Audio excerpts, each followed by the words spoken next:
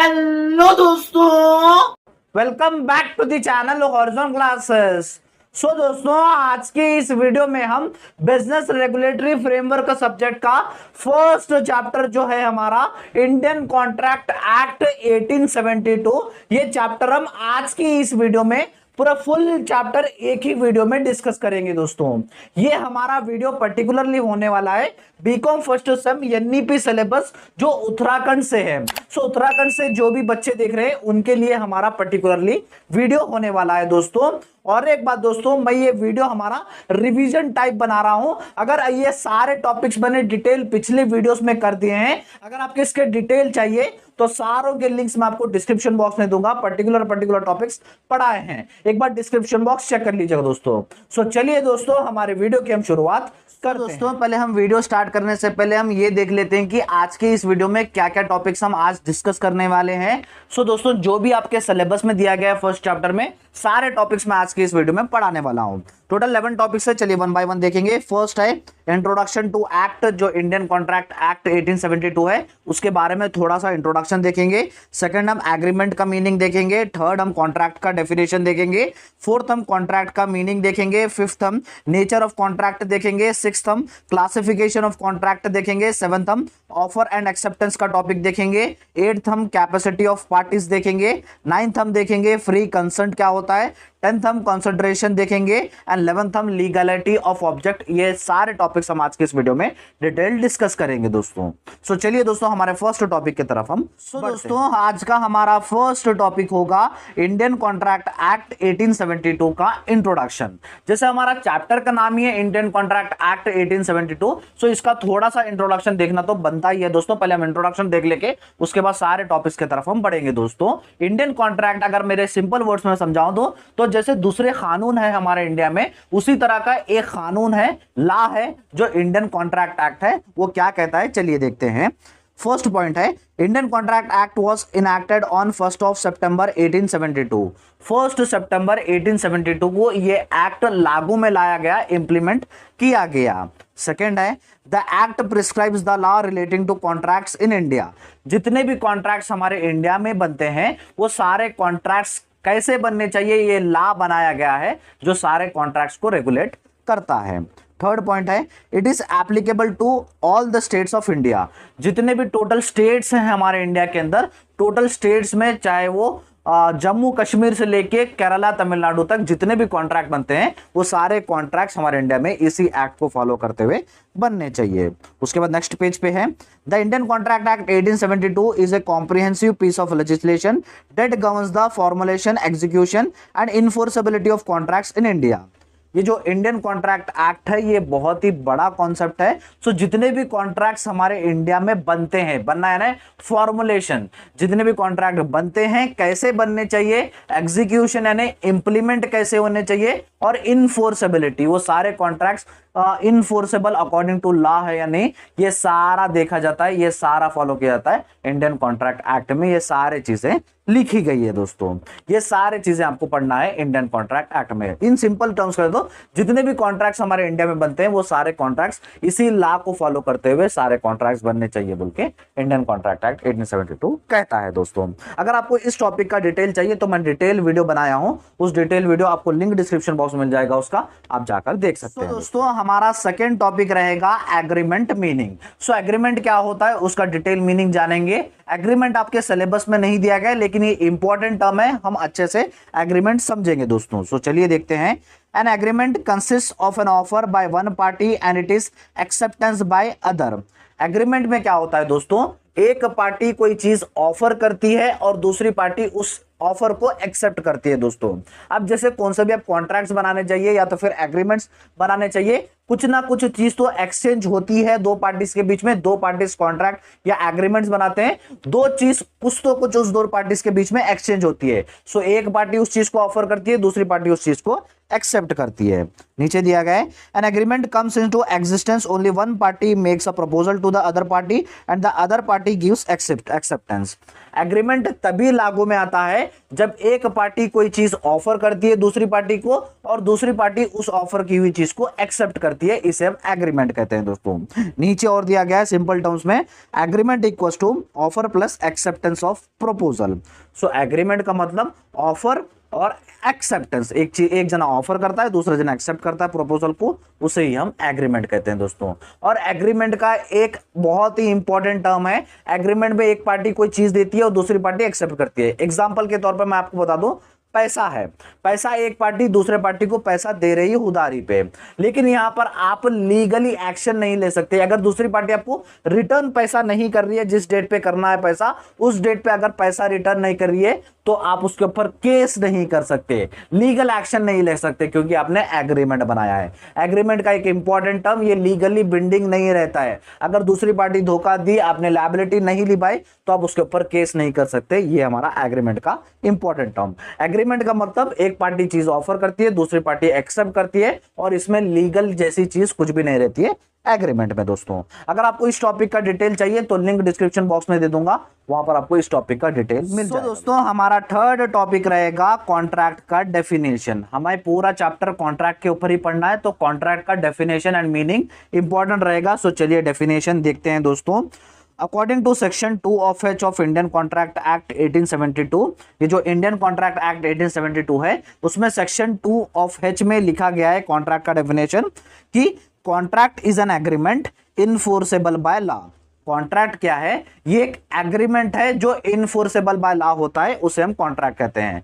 Agreement का तो meaning हमने समझ लिया, एग्रीमेंट में एक जना ऑफर करता है और दूसरी पार्टी एक्सेप्ट करती है, उसमें उसे कहते हैं दोस्तों एग्रीमेंट। यहां पर साथ में एक चीज जुड़ जा रही है, इनफोर्सेबल बाय लॉ, यानी एक चीज एक जना ऑफर करता है दूसरा एक्सेप्ट करता है। अगर दोनों में से कौन सी भी पार्टी अपनी लायबिलिटी अपनी जिम्मेदारी नहीं निभाई तो यहां पर उसके खिलाफ आप लीगली एक्शन ले सकते हैं, क्योंकि ये इनफोर्सेबल बाय लॉ है।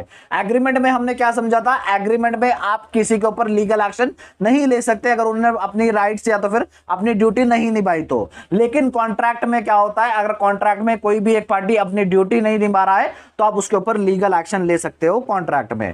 कॉन्ट्रैक्ट क्या है? एग्रीमेंट है, साथ के साथ इनफोर्सेबल बाला है, उसमें कुछ चीज एक्सचेंज हो रही है और साथ में इनफोर्सेबल बाय लॉ भी हो रहा है दोस्तों।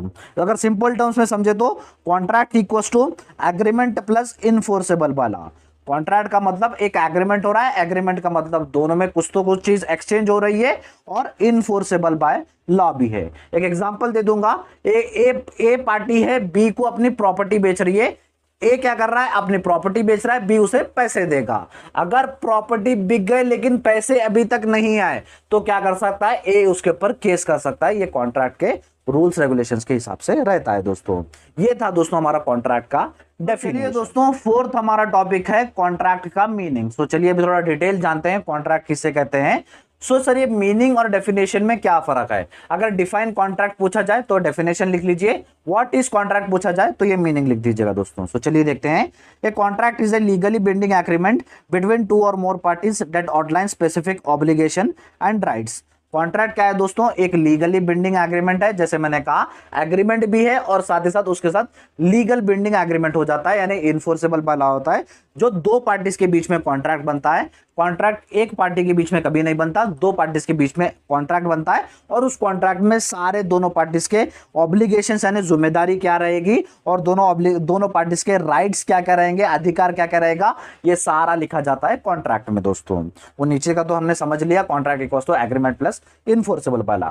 कॉन्ट्रैक्ट अगर मैं आपको सिंपल टर्म्स में समझा दूं, कॉन्ट्रैक्ट क्या होता है? एक एग्रीमेंट होता है जिसमें कुछ ना कुछ चीज तो एक्सचेंज होती है और ये लीगली बिंडिंग होता है। अगर कोई एक पार्टी ने अपना ड्यूटी नहीं निभाया तो दूसरी पार्टी उसके ऊपर केस कर सकती है और सारे टर्म्स कंडीशंस सारे लिखे हुए रहते हैं उस कॉन्ट्रैक्ट में अंदर दोस्तों। जैसे एग्जांपल के तौर पर प्रॉपर्टी बिक रही है तो प्रॉपर्टी कितने में बिक रही है, कब तक पैसे मिल जाने चाहिए, ये सारा लिखा जाता है दोस्तों उस कॉन्ट्रैक्ट के अंदर।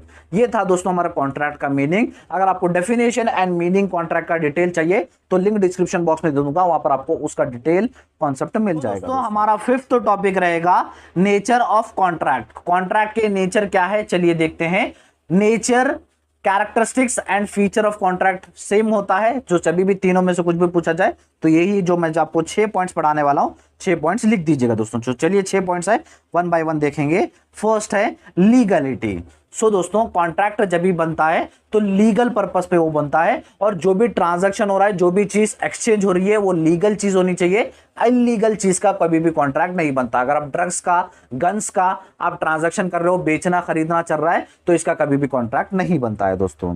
सेकंड है म्यूचुअल एसेंट। जब भी दो पार्टीज कॉन्ट्रैक्ट बना रही है, दोनों की सहमति होना जरूरी है। अगर एक पार्टी फोर्स में या फिर उसके ऊपर दबाव बनाकर बनाया जा रहा कॉन्ट्रैक्ट, तो कॉन्ट्रैक्ट आपका अनपर्पस हो जाएगा, इलीगल कॉन्ट्रैक्ट, तो वो कॉन्ट्रैक्ट आपका नहीं बनता। दोनों की सहमति होना जरूरी है। थर्ड है कंसिडरेशन। कंसिडरेशन का मतलब कुछ ना कुछ चीज तो दोनों पार्टीज के बीच में एक्सचेंज होनी चाहिए। अगर कुछ ना कुछ चीज एक्सचेंज हो रही है तभी आपका कॉन्ट्रैक्ट बनेगा।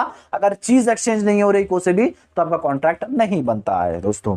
फोर्थ है कैपेसिटी। दोनों पार्टीज कैपेबल होनी चाहिए कॉन्ट्रैक्ट बनाने के लिए। उसमें कुछ कंडीशन है, जैसे प्रॉपर एज होनी चाहिए दोनों पार्टीज की, दोनों पार्टीज माइंड से अच्छे होने चाहिए, कॉन्ट्रैक्ट समझने चाहिए। सो ऐसे कैपेबल होने चाहिए दोनों पार्टीज, तभी वो कॉन्ट्रैक्ट बना सकते हैं। फिफ्थ है intention to create legal relationship.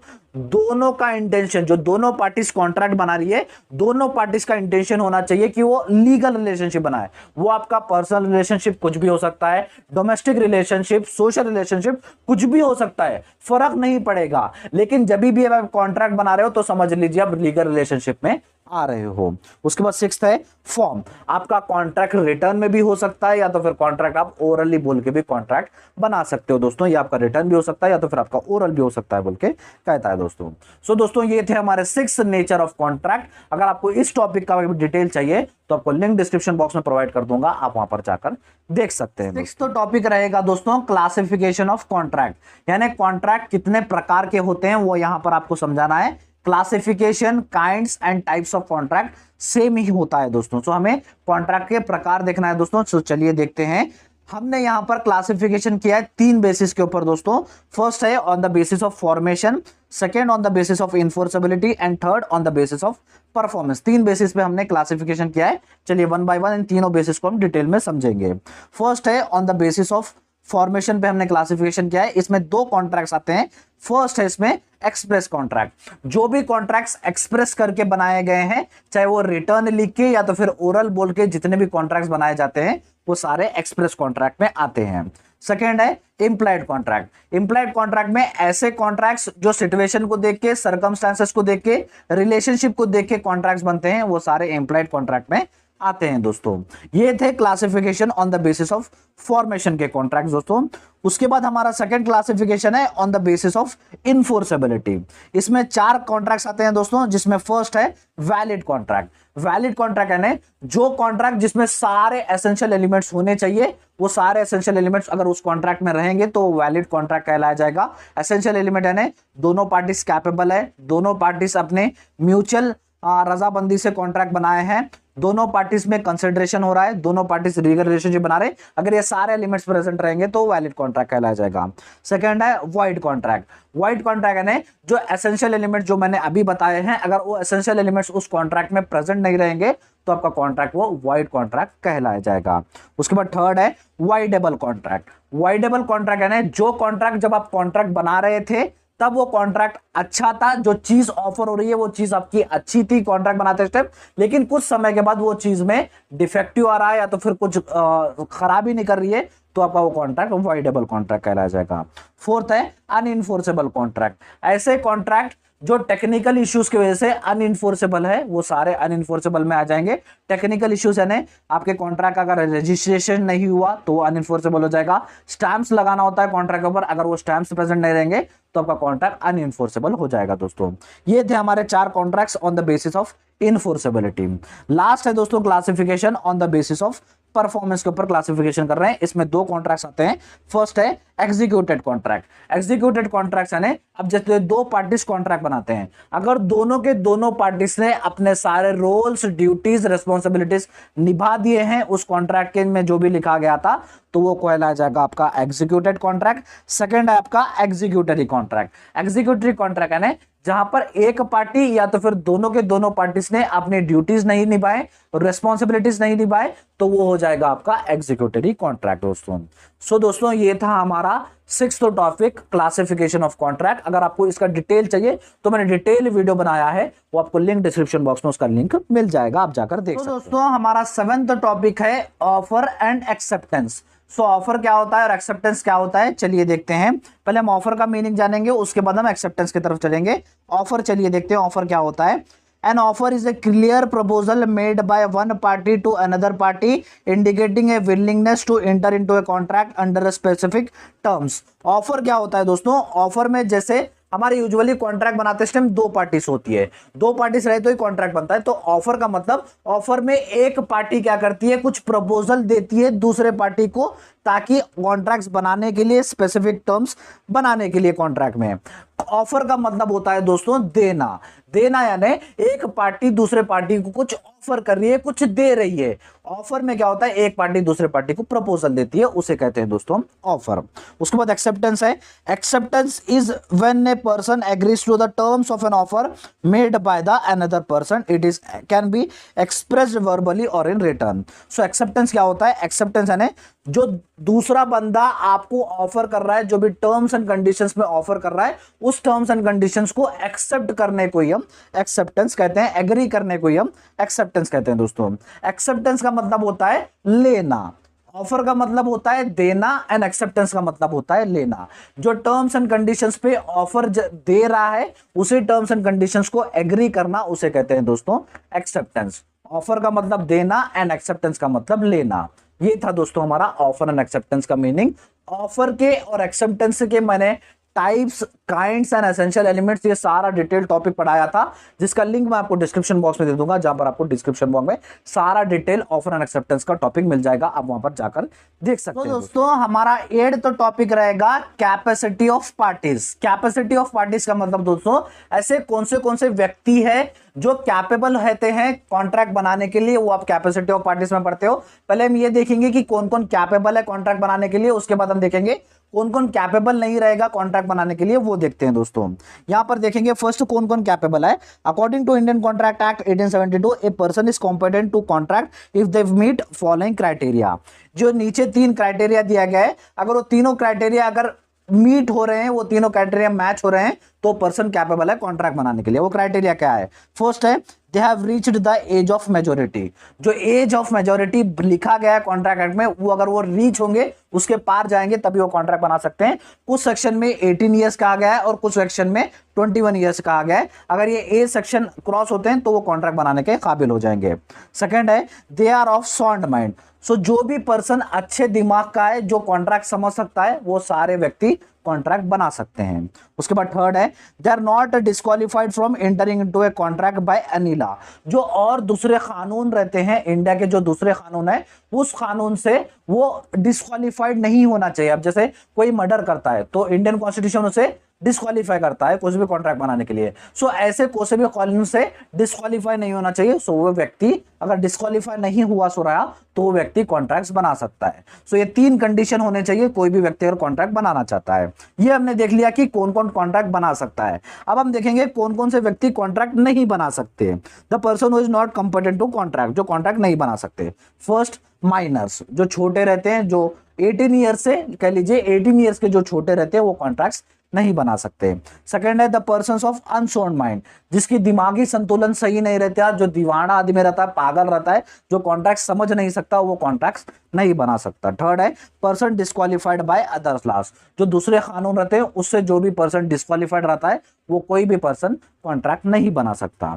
ये था दोस्तों हमारा कैपेसिटी ऑफ पार्टीज का कॉन्सेप्ट। अगर आपको इसका भी डिटेल चाहिए तो लिंक डिस्क्रिप्शन बॉक्स में प्रोवाइड कर दूंगा, आप जाकर देखिए। तो दोस्तों हमारा 9th टॉपिक रहेगा फ्री कंसेंट। फ्री कंसेंट क्या होता है, चलिए देखते हैं इस टॉपिक की तरफ। इंपॉर्टेंट टॉपिक है, पहले कंसेंट क्या होता है वो समझेंगे, उसके बाद फ्री कंसेंट देखेंगे। Consent, 2 or more person are said to be consent when they agree upon the same things in the same sense so contract में दोस्तों कंसर्न का मतलब जब दो पार्टीज एक ही चीज पर, एक ही टर्म्स पर, एक ही कंडीशंस पर राजी होते हैं, एग्री होते हैं, तो उसे कहेंगे दोस्तों कंसर्न। अब फॉर एग्जांपल कोई प्रॉपर्टी बेच के कॉन्ट्रैक्ट बना रहा है, तो ए पार्टी करिए मैं तुझे 1 लाख में कॉन्ट्रैक्ट बेचूंगा, तो दूसरी पार्टी भी 1 लाख में खरीदने के लिए तैयार है वो प्रॉपर्टी, तो उसे कहेंगे दोस्तों हम कंसर्ट। अब फ्री कंसर्ट क्या होता है? Consent is said to be free when it is not caused by. Consent free तब कहलाया जाएगा जब ये जो नीचे 5 कंडीशन है, जो 5 कंडीशन से उसे इफेक्ट नहीं होगा। अब 5 कंडीशन चलिए 1 बाय 1 देखेंगे। फर्स्ट है कॉर्शन। कॉर्शन का मतलब होता है एक पार्टी दूसरे पार्टी को धमका के, डरा के या तो फिर ब्लैकमेल कॉन्ट्रैक्ट्स बनाती है, वो कहते हैं दोस्तों कॉर्शन। सेकेंड है अनड्यू इन्फ्लुएंस। अनड्यू इन्फ्लुएंस में क्या होती है? एक पार्टी बहुत ही पावरफुल रहती है, दूसरी पार्टी बहुत ही कमजोर होती है। सो एक पार्टी क्या करेगी? दूसरी पार्टी को डरा के, धमका के, ब्लैकमेल करके जो भी कॉन्ट्रैक्ट्स बनाते हैं वो सारे अनड्यू इन्फ्लुएंस में आते हैं। थर्ड है फ्रॉड। फ्रॉड यानी जानबूझकर एक पार्टी कॉन्ट्रैक्ट की सच्चाई छुपा रही है या तो फिर स्टेटमेंट्स गलत छपा रही है, बता गलत रही है, जानबूझकर कर रही है, तो उसे कहेंगे फ्रॉड। फोर्थ है मिस रिप्रेजेंटेशन। मिस रिप्रेजेंटेशन यानी अनजाने में या तो फिर नेग्लिजियस में एक पार्टी दूसरे पार्टी को फैक्ट्स छुपा रही है, जो कॉन्ट्रैक्ट्स में लिखा गया है वो गलत बता रही है, कॉन्ट्रैक्ट गलत बना रही है अनजाने में। जानबूझ के वो फ्रॉड में आता है, अनजाने में बना रही है तो मिस रिप्रेजेंटेशन हो गया। फिफ्थ है मिस्टेक। एक पार्टी के या तो फिर दोनों पार्टी की वजह से कुछ मिस्टेक हो रही है कॉन्ट्रैक्ट बनाने में, तो मिस्टेक में आएंगे। तो फ्री कंसर्ट का मतलब ये जो 5 चीजें मैं समझाया, अगर वो 5 चीजें से अफेक्ट नहीं कर रहा कॉन्ट्रैक्ट को, तो वो कॉन्ट्रैक्ट आपका फ्री कंसर्ट यानी अच्छा कॉन्ट्रैक्ट, वैलिड कॉन्ट्रैक्ट कहलाया जाएगा। ये था दोस्तों हमारा फ्री कंसर्ट को कॉन्सेप्ट। अगर आपको इसका भी डिटेल चाहिए तो लिंक डिस्क्रिप्शन बॉक्स में प्रोवाइड कर दूंगा, आप जाकर देख सकते हैं। दोस्तों हमारा 10th टॉपिक है कंसिडरेशन। सो कंसिडरेशन क्या होता है सर? ये भी इंपॉर्टेंट कॉन्सेप्ट है, चलिए देखते हैं कंसिडरेशन होता क्या है। Consideration is something of value that is exchange between the parties to a contract. Consideration यानी कुछ भी एक चीज, वैल्यूएबल चीज जो एक पार्टी के दूसरे पार्टी के बीच में एक्सचेंज होती है, उसे कहते हैं कंसिडरेशन। अगर कंसिडरेशन होगा ही तो कॉन्ट्रैक्ट बनेगा। कंसिडरेशन यानी अब जैसे दो पार्टीज कॉन्ट्रैक्ट बनाते हैं, दोनों पार्टीज में कुछ ना कुछ चीज एक्सचेंज हो रही है तभी कॉन्ट्रैक्ट बनेगा। फॉर एग्जांपल प्रॉपर्टी बेच रहा है तो प्रॉपर्टी एक्सचेंज हो रही है, किसी को पैसे उधारी पे दे रहा है, पैसे एक्सचेंज हो रहे हैं, गुड्स बेच रहा है तो गुड्स एक्सचेंज हो रहे हैं। कुछ ना कुछ वैल्यूएबल चीज जो एक्सचेंज होती है दोनों पार्टीज के बीच में, उसे कहेंगे दोस्तों हम कंसिडरेशन। और नीचे दिया गया है consideration can be many things like goods, services, property, money और प्रॉमिस। सो कंसिडरेशन में बहुत ही सारी चीजें आती हैं, जैसे गुड्स हो गया, सर्विसेज हो गया, पैसा हो गया, प्रॉपर्टी हो गया, प्रॉमिस हो गया। सो बहुत ही सारी चीजें कंसिडरेशन में आती है। कंसिडरेशन यानी कुछ ना कुछ जो चीज एक्सचेंज होती है कॉन्ट्रैक्ट बनाते टाइम, उस चीज को हम कंसिडरेशन कहते हैं दोस्तों। अगर आपको इसका भी डिटेल चाहिए तो लिंक डिस्क्रिप्शन बॉक्स में दूंगा, वहां पर आप जाकर देख सकते हैं। आज का लास्ट टॉपिक रहेगा दोस्तों legality of objects. So legality of objects क्या होता है चलिए देखते हैं। पूरा कॉन्सेप्ट देखेंगे, पहले मीनिंग को समझ के उसके बाद एक्ट के हिसाब से क्या है उसका मीनिंग वो समझेंगे दोस्तों। The legality of object refers to the requirement that the purpose of the object must be lawful for it to be valid. जो ऑब्जेक्ट दोनों पार्टीज के बीच में एक्सचेंज हो रहा है वो ऑब्जेक्ट लॉफुल होना चाहिए। जो एक्ट में लिखा गया है वो ऑब्जेक्ट ही आपका अगर एक्सचेंज हो रहा है तो वो लॉफुल रहेगा। दूसरा कोई भी अगर आपका इलीगल ऑब्जेक्ट एक्सचेंज हो रहा है तो आपका कॉन्ट्रैक्ट नहीं बन सकता, वो इलीगलिटी में आता है दोस्तों। ऑब्जेक्ट और कंसिडरेशन सेम ही होता है। जो ऑब्जेक्ट ट्रांसफर हो रहा है, एक्सचेंज हो रहा है एक पार्टीज के दूसरे पार्टीज के बीच में, वो ऑब्जेक्ट आपका लीगल होना चाहिए बोल के लीगलिटी ऑफ ऑब्जेक्ट में समझाया गया दोस्तों। अब एक्ट के हिसाब से समझेंगे लीगलिटी ऑफ ऑब्जेक्ट क्या होता है। An object in contract is considered legal if it is not. जो भी ऑब्जेक्ट है कॉन्ट्रैक्ट बनाते टाइम, जो भी कॉन्ट्रैक्ट बनाते टाइम जो भी ऑब्जेक्ट एक्सचेंज हो रहा है वो सारा ऑब्जेक्ट लीगल कहलाया जाएगा अगर वो 5 चीजें उस ऑब्जेक्ट में नहीं रहेंगे। 5 चीजें क्या है चलिए देखते हैं। फर्स्ट है फॉरबिडन बाय लॉ। जो भी लॉ या तो फिर एक्ट कहता है कि वो ऑब्जेक्ट आपका इलीगल है तो वो सारे ऑब्जेक्ट आपके इलीगल में आते हैं। अब जैसे गन्स हो गए, वेपन्स हो गए, ये आपका लॉ सहमति नहीं देता ये आपका कॉन्ट्रैक्ट बनाने के लिए। सेकेंड है ऑब्जेक्ट्स विथ लीगल यूज। कुछ ऑब्जेक्ट्स है जो लॉ आपको यूज करने के लिए कहता है, परमिशन देता है, लेकिन कुछ सर्कमस्टांसेस की वजह से, कुछ सिचुएशन के हिसाब से वो उसका भी कॉन्ट्रैक्ट नहीं बन सकता। अब जैसे गन्स है, गन्स आपकी सेफ्टी के लिए रख सकते हो लेकिन बेचना खरीदना मना है, लाइसेंस होना जरूरी होता है। थर्ड है लीगल ऑब्जेक्ट केसेस। कुछ ऑब्जेक्ट्स होते हैं जो लॉ के हिसाब से परमिशन तो दिए रहते हैं रखने के लिए, लेकिन उसके कुछ यूजर्स के लिए उस पर आपको परमिशन लाना है, या तो फिर उसके हिसाब से आपको इलीगल रहता है। अब जैसे अपने पर्सनल सेफ्टी के लिए गन रख सकते हो, लेकिन किसी का मर्डर करने के लिए आप वो गन यूज नहीं कर सकते। सो ऐसे भी ऑब्जेक्ट्स आपके लीगल ऑफ ऑब्जेक्ट्स में नहीं आते हैं। उसके बाद फोर्थ है अगेंस्ट द पब्लिक पॉलिसी। ऐसे सारे ऑब्जेक्ट जो पब्लिक पॉलिसी के, पब्लिक इंटरेस्ट के खिलाफ रहते हैं, वो सारे भी आपके लीगल ऑब्जेक्ट्स में नहीं आते हैं। अब जैसे ड्रग्स आते हैं, ड्रग्स एक आदमी को कंज्यूम करता है तो आदमी बहुत ही बुरा उसका हाल होता है। सो ड्रग्स भी आपके लीगल नहीं कहलाए जाएंगे। जो भी ऑब्जेक्ट जो पब्लिक इंटरेस्ट के खिलाफ रहेंगे वो सारे ऑब्जेक्ट्स आपके लीगल ऑब्जेक्ट्स में नहीं आएंगे। फिफ्थ है इमोरल कंसिडरेशन।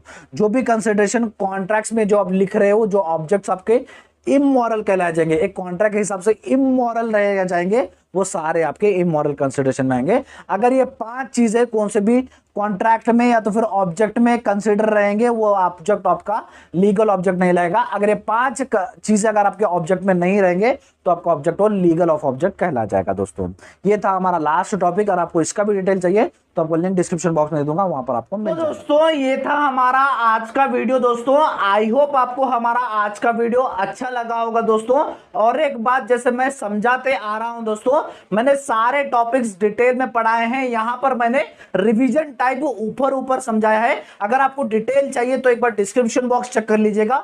डिस्क्रिप्शन बॉक्स में वो टॉपिक्स आपको डिटेल मिल जाएंगे। दोस्तों और एक बात, हम बिजनेस रेगुलेटरी फ्रेमवर्क के क्लासेस स्टार्ट कर दिए थे, जिसके प्लेलिस्ट का लिंक मैं आपको डिस्क्रिप्शन बॉक्स में दे दूंगा, जहां पर आपको एक ही जगह पर इस सब्जेक्ट की क्लासेस मिल जाएंगी। दोस्तों अगर आपको हमारा आज का वीडियो अच्छा लगा तो वीडियो को लाइक कर दीजिए, चैनल को सब्सक्राइब कर लीजिएगा और अपने सारे फ्रेंड्स के साथ इस वीडियो को शेयर कर दीजिएगा। दोस्तों थैंक यू सो मच, मिलते हैं हमारे नेक्स्ट वीडियो में।